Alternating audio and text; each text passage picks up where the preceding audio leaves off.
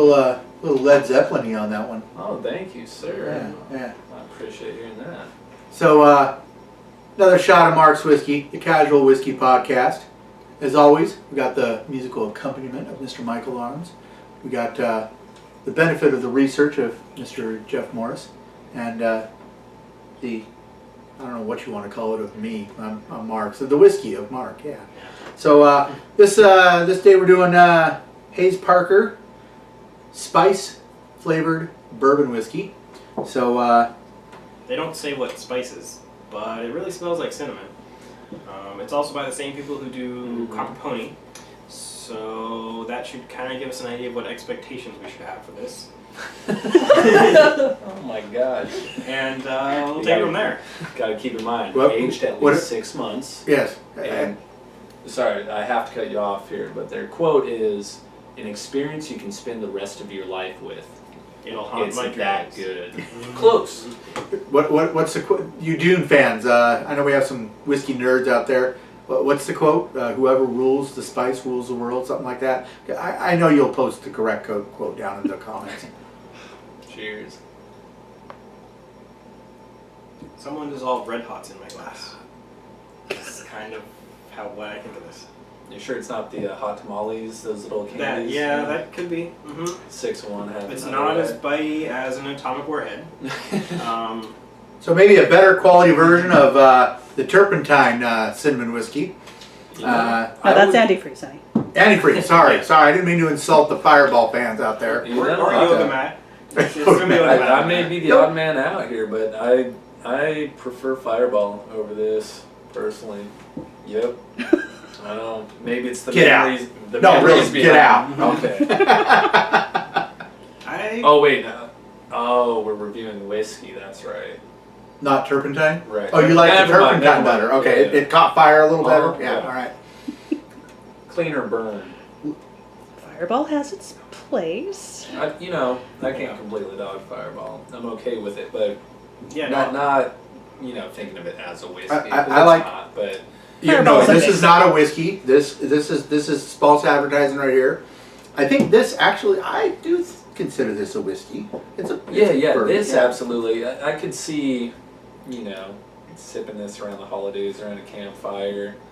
Yeah. Not campfire, fireplace. Sorry, but I could use this and you put it in a mixed drink and spice it up a little, with some cider and right. Mm-hmm. because I like cinnamon cider.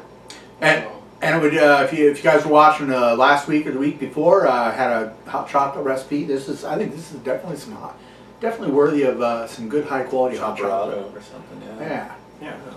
No, I mean there's definitely a place for this stuff. Mm-hmm. You can drink it straight. It's not offensive. No, So it's good. palatable. It's just, I'd say if the spices were a little stronger, maybe it would be offensive. It's bordering on offensive to me. Yeah. It's The spices are a little strong. you said Yeah. it best. I'd be It's really tempted tolerable. to taste this whatever if they have a non-spiced version of this stuff and see how that compares. Mhm. And they Because did. only being able to They did. taste the spiced version, that's all I have. What do you relate it to? Yeah. Well, hey, there'll be a interesting taste test we can do in the future. Is all the Hayes Parkers, the spiced, the non-spiced, and I think they had one that was something else too. But there's like three or four different flavors of Hayes Parker. So make sure you pay attention to the label real closely. Sure. And I think it's better than the Fireball, personally. Of course, if you end up investing in 3 bottles of Hayes Parker, you're stuck with 3 bottles of Hayes Parker. That could be a problem. Yeah. Yeah. I'm not saying it is an issue, but Right. I wouldn't recommend it personally. Yeah. I don't think it's worth going out and grabbing. No, But, no. All right. So we're gonna come back in just a second with another episode of After the Bottle.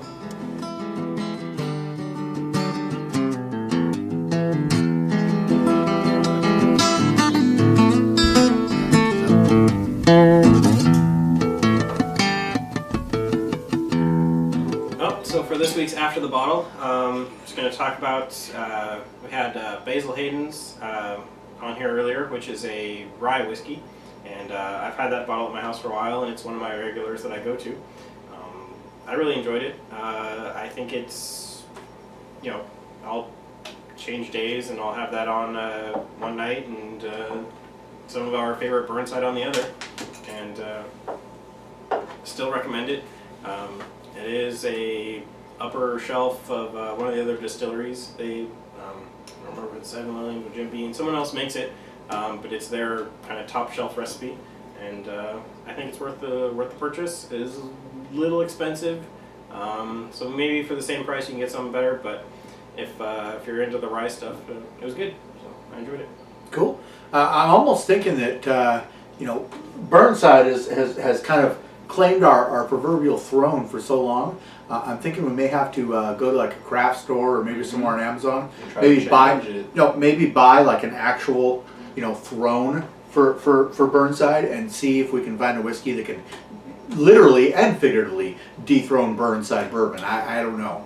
And by the way, they have never paid us any money. We just like it. Yeah. So Buy it a crown. Damn good, yeah. yeah. Buy what? Buy it a crown. Buy a crown, maybe. Yeah. So, anyways, that's this week's episode of the Mark's Whiskey Podcast. Make sure to go to markswhiskey.com/YouTube, markswhiskey.com/iTunes, and facebook.com/markswhiskey, or just go to markswhiskey.com for all the links, and including more episodes with the music of Mr. Michael Arms.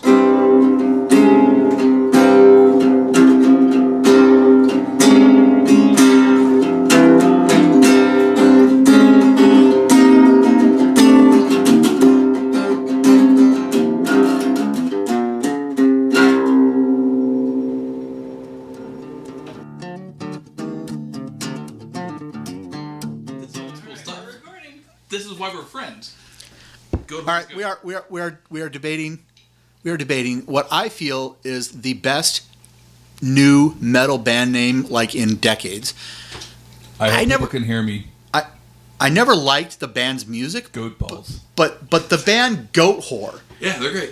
has the best band name. I mean, is there any other metal bands that have a band name that is better than Goat Whore? Maybe. I'm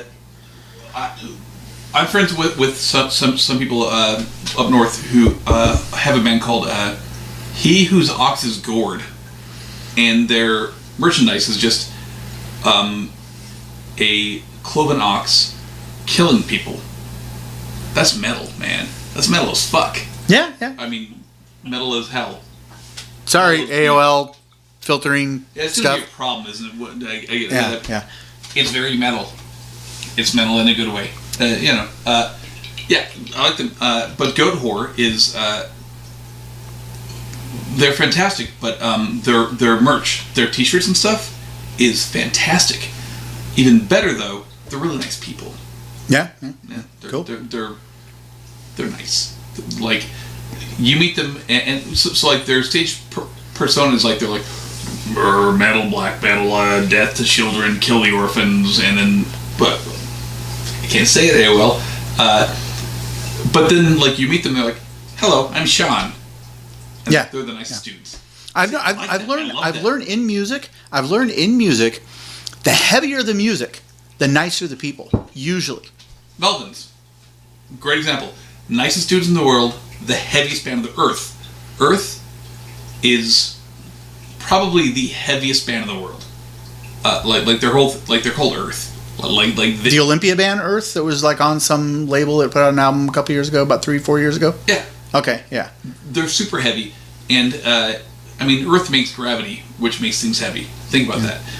But they're like super heavy, but they're just a bunch of dorks. Have you ever had a conversation with Barney Greenway of Napalm Death? No. One of the softest spoken, nicest, mellowest, chill dudes you will ever meet. I believe that. Actually, that's how that works, man. That's how it works. Yes. I met the guys from Neurosis once. And, Yes. And so I'm like, Excellent band, Neurosis. amazing. And I'm like, I'm going to be terrified of these guys. But they were like, they weren't just like nice. They were polite. And like, I was a kid. I was like, 18 or whatever. 17. And I'm like, hey Neurosis. I like neurosis, and they're like, oh, cool, man, that's really cool. Hey, and they took their time to like sit down and like talk to me about stuff. Nothing big. I mean, killing goats. There was that part, but I'm joking. Joking AOL. Actually, it's iTunes, not AOL. I brain fart. Not enough whiskey. It's iTunes that filters you out if you cuss. Oh. Yes. Cox. No, I'm kidding. No. But they're the nicest guys in the world. On the other hand, before they made it big, back when they were so small, they were playing a small 1,000 seat venue in Seattle that you're familiar with, I'm sure, called the Moore Theater. Yeah. Corrosion of Conformity was headlining. Yes. Forced Entry was the middle slot. Yeah. And the opener was this totally unknown band called Tool. Yeah. They were about to release this EP called Opate, and I got to tell you, we met the guys in Tool, and they earned their name from the beginning. They are the most conceited, stuck-up tools that you will ever meet. Again, not that heavy, complete jerks. Really? Absolutely. Yeah. Yes. I believe it. I mean, yeah. I know from their fans. I like to see that. That show, though, I was not at that show. I would love to be at that show. Corrosion of Conformity. I just saw them in Seattle like 2 weeks ago at Nemo's. 3 weeks. Something like that. Yeah. They were great, man. Excellent band, and I love. Well, they haven't aged. Well, and the one thing about them, play. like you want to talk about egos. Pepper goes and does the band down for several years. They go out and do their own thing without Pepper. Put out albums, tour, everything without Pepper. Then Pepper's like, hey guys, I'm ready to do some stuff if you want. He just jumps in. They don't miss a beat. He jumps in, no ego. Hey, I'm back. Let's do some Pepper Keenan. And there's no ego, no, oh, screw you, no drama, no blah, blah. It just happens. It just happens. It's like, oh, hey, yeah, you're back, no big deal. You're back. Oh, you need to leave again? All right, no big deal. And it's like, God, I wish so many bands, I wish more bands could do their stuff without the ego at that level. That takes a level of non-ego that just does not exist. I agree. I think there should be more bands that stop playing shitty music because of bad music, because of egos. That's a different take on it. I can't stop swearing. I'm sorry, Tim Cook. I'm real sorry. So, anyways, those of you watching, this has been whiskey-soaked interrogations with Matt Hickey of Forbes. Hi. And so back to the Mark's Whiskey Podcast. But in the comments on YouTube and on Facebook, please let us know what bands you've met, how heavy their music was, and were they conceited jerks or were they cool? And was it always Korn? I'll bet it was Korn. I'll bet the answer is going to be Korn. Or Helmet. Helmet. I've heard stories about that fucking band. That darn band. That gosh darn band Helmet. I've heard stories. You know stories about them. Maybe. Yeah. All right. Sorry. And these interrogations going to be more entertaining while he tries to not swear.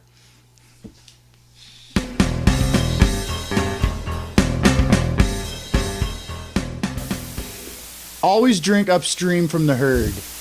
What do you call a guy that's got a shot of whiskey on his head? Call him a taxi because he's hammered. Why did God invent Jameson whiskey? So the Irish would never rule the world. I think whiskey should be put in Capri Sun pouches. So that way when you can't poke a hole in it, you know you've had enough. Why can't Simon Cowell drink whiskey? Because it makes him mean. Two midgets walk into a minibar. You lost me at non-alcoholic. Some things are better left unsaid. So I won't. Chemically speaking, whiskey is a solution. A skeleton walks into the bar and says, "Give me a whiskey and a mop." A dyslexic man walks into a bra. Okay, I'm done. Okay, that's enough for right now.